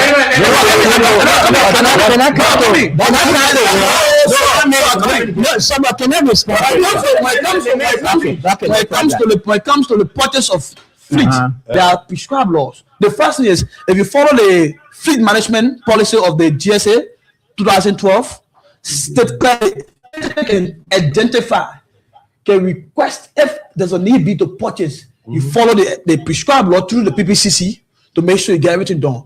The Ministry of Justice has not spoken as to whether they have the document. I come in also. Can I please? Can I come in? Please. No, you wait till they are quiet. This is a professional discussion. Yeah. Intellectuals do not struggle to make a point. So don't do that. Give the man chance. The Ministry of Justice still holds it to the Liberian people. If you are being accused of, you will not be telling your accuser to go be looking for. If you know anything, you know it is not the doing, you will come and say, look, this is the document. Just as the release were pull on. This is the document from the PPCC. This is the document from the GSF. No, all of the arrangements were made in keeping with the law. But what did the release point to? The release only come to identify the source, where the vehicle came from, and the figure. Okay. Now you think that was sufficient in the midst of the Let me respond to it. There's a maxim in law says the burden of proof lies on the accuser. It is not for the Ministry of Justice to go be looking around and bringing people to prove to you that they bought a vehicle. It is necessary. Hey, chief. No, it's not necessary. Chief. There's something. What is necessary to you is not necessary to the application of the law. The Ministry of Justice came up and say, we've got a vehicle through the Liberian National Police, and there were vehicle purchased here and there, irrespective of the figure. And I said it here over and again. If you want to disprove these things, it's easy. It's easy. You call yourself investigative journalist. No. That's the meaning. He didn't. No. He said right here. No. Man said to him, I'm a lawyer. No. I can analyze. No. What the case is. No. You didn't stop him. No. Listen. No, chief. No, chief. Man is an investigative journalist. Chief. Don't call yourself. Chief. Now, respond to the guy. We gotta move forward. You didn't correct it. You know, the first thing is that you sit here, you're creating a run. Don't you know? I guess you haven't realized that this show is also going international. You haven't realized that. You sit here and say and paint wrongly the Minister of Justice, the Minister of Justice. You want to tell me as legally trained and educated as the Justice Minister is, he doesn't know the procedure in terms of procuring vehicles for the Justice Ministry or the police. Or the police doesn't know how to procure vehicles. William and Moses coming on the show to educate them. And they said David Taggart is not informed. Can you imagine that? Okay. It wasn't I haven't learned that. You admitted that you didn't follow. No, I didn't admit and see that. But you admitted that the Ministry of Justice president, you said that. And the public is the judge. And this is the point. Dave. Yeah. Dave. How many? We have to transition. We have to move forward. Okay. The point of the matter is that journalism. I'm sure you might have been taught I wasn't. So are you coming to teach me journalism? I'm not making I'm not talking directly. Journalism. Stop cussing us. I'm not talking directly. Okay, go ahead. I'm saying in journalism, there are certain things that should be left unsaid. If I were in the shoes or I was serving as a media consultant of the Ministry of Justice. As you were at the health ministry. Please, 1 minute, 1 minute. If I were serving as media consultant at the Ministry of Justice, I would have never advised the minister that press statement to have come up. There are certain things. Listen, they let Joe Molba used to tell us, Ahaji Jivi Kumar. Even if you are maybe writing a story, you're not sure of a word, leave that word out. Don't put it there to spoil your name. I think the folks at the ministry, yes, it's good that they wanted to clarify things. But I thought the clarity should have aligned with the version of the LMP. If there was need for that, that clarity should have aligned. It should have agreed with the version of the LMP. That's what I would have advised. And that's the reason sometimes we tell people, it's not all about politics. If you take over a country, forget about this thing about partisans, politics, and all that. So are you 1 minute, man, Dave, don't do this. Yeah, go ahead, Soba. I said that you have an attempt to degenerate the program into shouting match. Don't do that. I gave you time. Let me make my position clear. Okay, Len, boss. I gave you sufficient time. You're the boss, Len, now. If you take over a country, look for the best. Look for people that will help.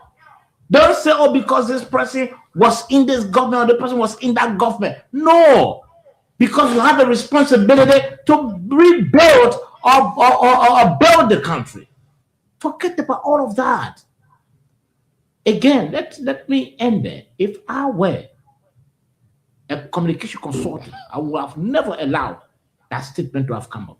If it will come up, we would have allowed it with what came from the ministry, from the LMP.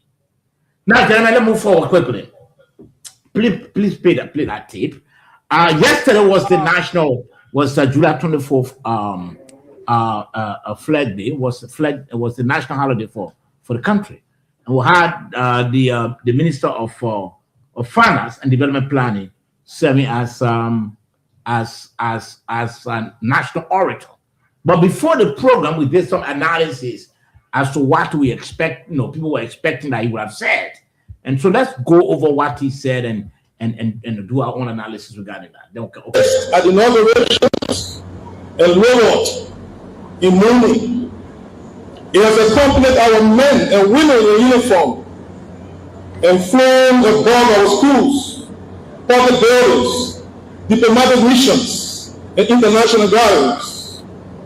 Through political transitions, through a brutal civil war that destroyed infrastructure and took countless lives, through public health emergencies such as Ebola and COVID, through economic downturns, and the difficult work of national reconstruction, the Lone Star has continued to fly high over land and over sea.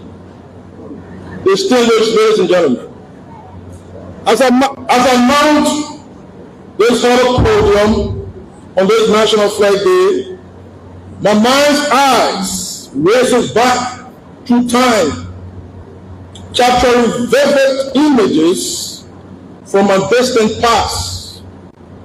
I see myself on August 24th, 1978, a first grader at Bolahan Public School in Walmankind, Bolahan District, Lower County, proudly dressed in my school uniform, a white shirt and green short trousers, marching alongside my fellow first graders, behind the students in the higher classes, hundreds of students from various schools across the town have also converged on Boahu for the Grand Flag Day Parade. The entire clan. We must resist the temptation to stereotype one another negatively because of political, county, tribal, religious, or other associations.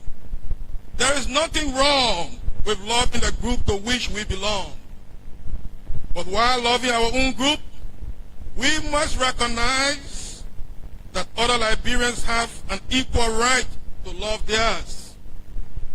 Our membership in one group does not make everyone in our group good.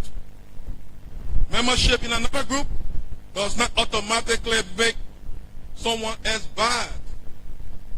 Every county, tribe, religion, or political party has its good, its bad, its ugly.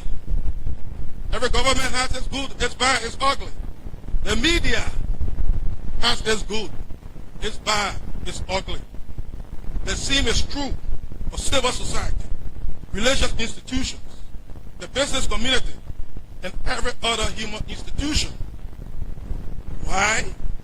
Because institutions are populated by imperfect human beings. So let us individuate.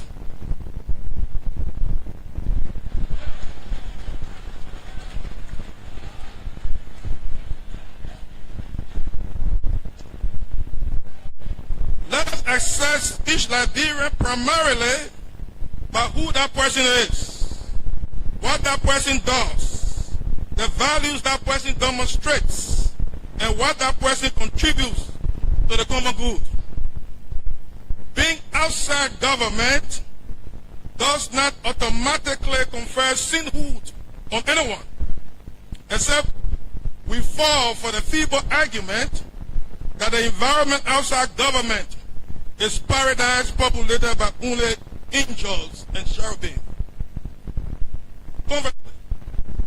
Conversely, being in government does not automatically make a person bad, except again we surrender to the warped argument that government by nature is an evil construct populated only by demons.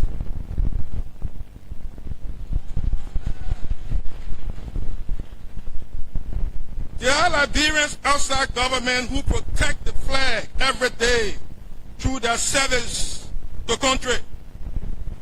And there are legions of Liberians in government working diligently and patriotically for the forward march of our nation. The location of a person matters less than the character and patriotism of that person.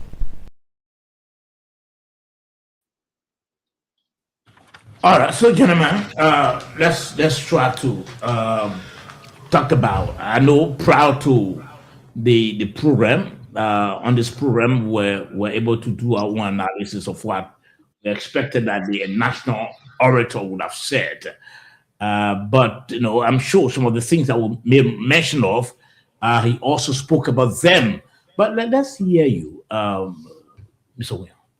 Yeah, I mean, we talked about this last week, and like you said, some of the things we said, he highlighted some of the, especially I can remember one of his famous quotes. There was the growth of the budget should reflect in the daily lives of the ordinary people, and obviously being the chief architect of our fiscal envelope.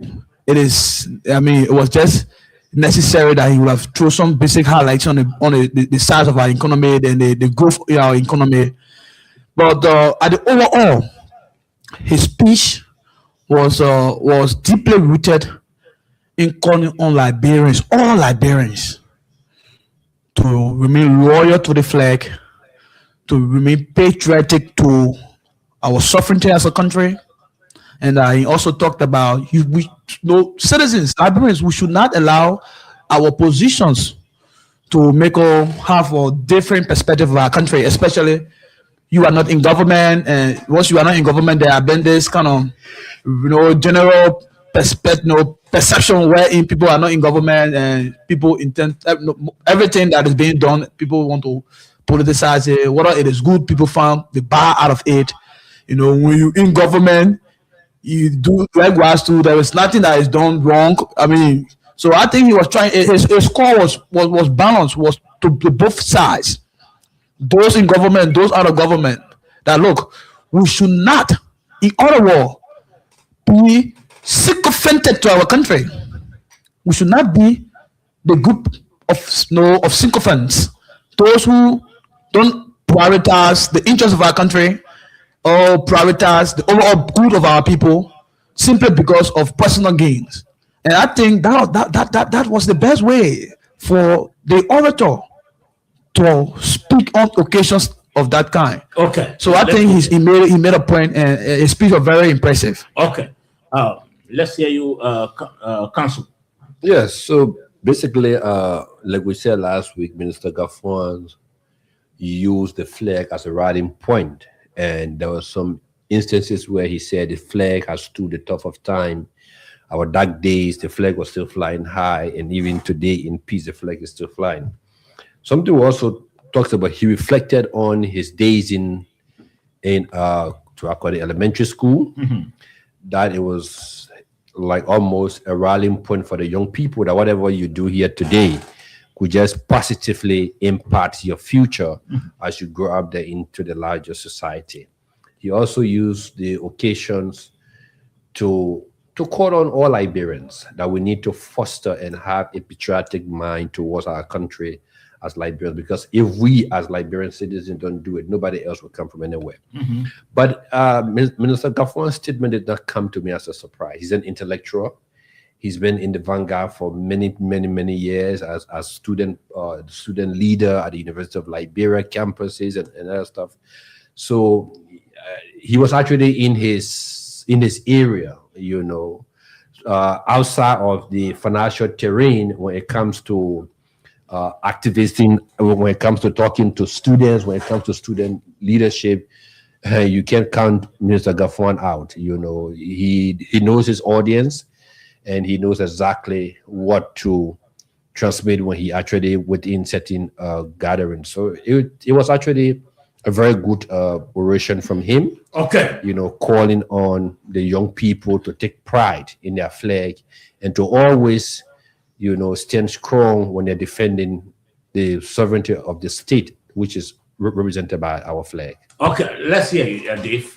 Yeah, he was absolutely retrospective of his own life, and almost like inspiring young people.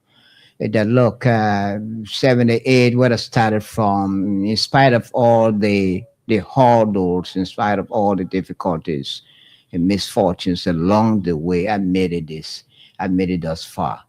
And so you can do the same. And that was the message exactly to young people. That was absolutely inspiring for young people. But the other thing is how many young people were listening? And that's the question. That's the $1 million question. How many young people are listening to Gaffwan, or even after that speech, who battled to find out what did Gaffwan said at that program, what his oration? How many of them were interested in knowing what Gaffwan would have said, at that program? And the other thing he talks about is about stereotyping. And that's the word I underline. Our habit of stereotyping any people that work in government. That the fact that you work in government, you're corrupt, you're criminal. And that's unfair. And then that's exactly the message you send around. Yes, okay. Of course. He also said, look, there's no perception in any institution or in any profession. And for instance, he made special reference to the media and other groups. That look, there's no perception. The bad apples. Yes, of course, there are bad apples around. But look, the right thing should be done for the betterment of our society. Okay. Moses, let's hear you. Your takeaway from the tape we played from the national oration yesterday. I mean, I told you guys last week that the minister, his speech would have been motivational, and that's just what he did. He went into his life history and told people where he came from and where he's at today, and try to inspire the young people that here with determination they can get to wherever they wish to be. Now, a couple of things that he said that really stood out to me. He talked about equality, treating everyone the same, avoiding the stereotyping. When you're stereotyping or you stereotype people, or all the Crown people are bad people, or all the CDC people are criminals, or UP people are clean. When you do stuff like that, you become defensive. And that's why you were saying that we should stop that. Let's look at Liberians as Liberians. He talked about respecting diversity. The men are crew men, the men are men, the men are firemen. We should be able to what? Coexist. And that's what the National Flag Day is all about. One Liberia. He said no one group is perfect. And he's absolutely right. As human beings, none of us is perfect. We do make mistakes. So when people are making mistakes, we shouldn't use that against them. We should help them to correct those mistakes. So I think he spoke well. Let me stop there. Thank you. Mr. Yankwa, let's hear you. Let's get your take from the national radio yesterday, what we played and what you heard also. Let's get your take on that. So, Saba, thank you. I attended the program and I listened to the minister live. I'm one person who referred to him as a mentor with distinction. And not because he is my boss. If you look on my page, his birthday in April 2024, that was my comment to him, without knowing he will become the finance minister later on in September. The minister said a lot of things and captured so many important issues.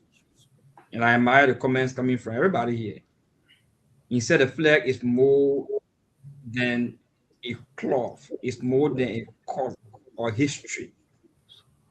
It is that symbol that will commonly identify us and give some promise, some hope for future generations. You see, we have two national symbols, the flag and the seal. If somebody sees a country seal, sometimes you have to go closer to see, to read on it, to know if there is Liberia seal. But countries are easily recognized by their flag. For some of us who go to international meetings, it is a country flag that is placed before you. And then before you speak in that meeting, you have to raise your flag, your country flag. And then you are not recognized by your name. You are recognized by your country. And you will hear Liberia, Ghana, and then you can be able to go on. The minister said Liberia comes first. In all that we do, Liberia comes first. Political parties of political power must be pursued peacefully. Public resources belong to the people. And he said when we look in our offices and see the national flag, it should remind us that we are serving a country. It should remind us that there are people out there that have title to the resources we are managing. He said corruption is always wrong. Whether it was committed by somebody from a tribal group or from a party, from a religious background, it is always wrong. He said the truth matters in everything that we do. The truth matters, and he called on every device of the society, those in the educational sector, the media, the health workers. Differences must never justify history. We shouldn't hate one another because we have some differences. We always have differences. We all wouldn't think the same way. We all wouldn't analyze in the same way. I mean, he said the constitutions and the rule of law should prevail over personalities. No political victory is of destroying Liberia. These are some of the key points as I was in the meeting and then jotting down. He said another thing that we must keep here. To unite a country, one of the most easier way to do it is to develop that country. The road we ride on, we didn't ask for your tribe, we didn't ask for your political background. The schools we go to, the medical facility we benefit from, there will be no questions. And I love the part where he gave history as a boy marching in on Flag Day in a group where the biggest one are ahead of him, not knowing that he would become national orator. And then he reminded me too. There's this little girl who used to call me Flag Boy when I was in junior high. She married her. And they'll be teasing me because I usually put the flag up exactly with the national anthem. I'll get in with that. So she used to call me Flag Boy because the school admired me for hosting the flag for the entire school. I mean, we all would love our country. We shouldn't see the flag, the beautiful color, the scraps. I mean, the blue field. And we are also happy and want to say thank you to the Ministry of Education for reintroducing civics in our school. Okay. And we as parents need to teach our children about the flag. I mean, before I close up, one thing that hides me on Flag Day, I never saw buildings in my community carrying the flag. I wish I did. I'm very sure if you were around before our civil crisis, every building, private building, homes, we carry the flag on Flag Day. But nowadays, it is not happening, probably because we are no longer teaching civics. So, I mean, this is something that we all need to follow. I think the minister spoke well, and then you can find everybody in there. Yeah, sure. I think the minister spoke very well, and this speech, involves all of us, And I like the part where he made mention of the journalists. He said when you are performing responsibly, you are, raising the flag as well. Okay, so gentlemen, let's try to open the lines. I think we've spoken 086-050507. Again, 086-050507 or 0778-460-793. Again, 0778-460-793. That's the number to call, and you are live right here on the program, The Nighttime Heat. Again, 086-050507. Again, 086-050507 or 0778-460-793. Let's take the first caller. Let's hear your name. Yeah, good evening. Yes, sir. I'm Dodo Gibraez. I joined you from Front Street tonight. Let's hear you. Yeah, I want to say thanks so very kindly for the show tonight. Thanks so much to the panelists for taking out their time to discuss our country. But at times, sometimes you guys need to be very motivated on the show because someone can be in the phone on listening, but the way in which the show can go at times, the noise can be too much. So you have to be very motivated. Thank you. Okay, many thanks. 086-050507 or 0778-460-793. Again, 0778-460-793 or 086-050507. Again, 086-050507 or 0778-460-793. That's the number to call. The numbers to call, rather, and you are live on the Nighttime Heat. Tonight, we've been talking about a couple of issues. We spoke about the detention of the former Vice President Joe Howard Taylor. We spoke about that. Let's take this caller quickly. Tonight, Orange has been giving serious problems. The network. Of course, are coming in and they are fluctuating. It's problem. We're hoping that they can handle that. 086-050507 or 0778-460-793. That's the number to call, and you are live on the program. I think our profile is difficult to place in a course because of this whole Orange situation. And of course, are coming in, but they are not. They come in less than a few seconds. The call goes off. 086-050507 or 0778-460-793. But in the meantime, gentlemen, we're hoping that Orange can make amends tomorrow. They can make all of the corrections because it's troubling. Our course are not coming in the way we expect them to come in. Dave, already time has cut off us. Let me hear your parting comment quickly. Well, my parting comments. Look, I am not going to say that on the show.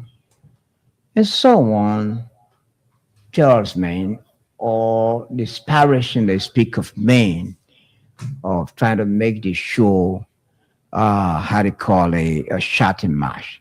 If Sabojoy fails to erect checkpoints where checkpoints are needed, I will erect the checkpoints, and that one brings the noise on the show. Someone has to control the show and don't allow people to have their own way. And I will always be in a position saying he doesn't know his work as the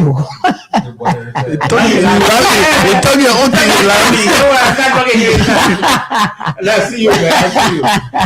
Let's hear you. The show has been a very great show. I mean, it's incredibly an honor to always come on the show. And this is just a humble recommendation to my co-panelist. He's my fraternal brother.